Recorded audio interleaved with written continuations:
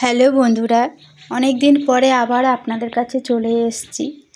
কিছু ফেলে দেওয়া জিনিসকে আমরা সুন্দর করে সাজিয়ে রাখলে বা সুন্দর করে সাজালে আমরা সেই জিনিসগুলোকে ঘরে হয় সাজিয়ে রাখতে পারি, নয়তো আমরা প্রতিদিনের মতন ব্যবহারও করতে পারি। এই সব জুয়েলারিগুলোকে আমি খুব ভালোবেসে থাকি, সেই জুয়েলারি আপনাদের সাথে শেয়ার করছি। আমি আজ আপনাদের সাথে একটা কথা বলি, আমার যেটা খুবই প্রয়োজন মনে হয় যে আমরা একদম সাধারণ ঘরের বউ, যেটাকে বলে গৃহবধূ, তা আমরা আমাদের ঘর সংসার সামলে আপনাদের কাছে তুলে ধরি আমাদের শখের জিনিস, ভালোবাসার জিনিস। আর আপনারা যদি সেখানে একটু ভালোবাসা দেন তাহলে আমরা অনেকটা পথ এগোতে পারি। আমরা সারাদিন ঘর সংসার সামলে, বাচ্চাদের সামলে নিজেদের এই শখের জিনিসগুলোকে আপনাদের সামনে তুলে ধরে থাকি।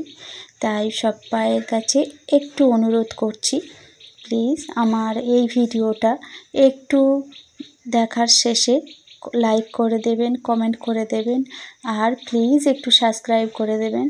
আপনাদের একটা লাইক কমেন্ট আমার চলার পথটা অনেকটা সুন্দরভাবে হবে।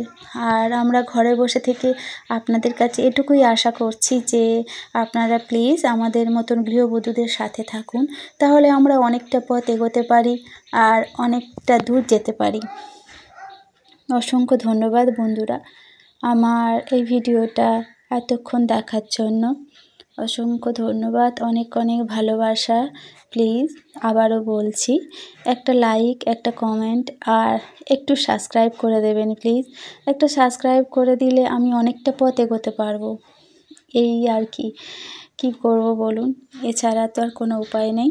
আপনাদের সাথে কথা বলতে বলতে আমার জুয়েলারিটাও রং হয়ে গেল, দেখুন কেমন লাগছে।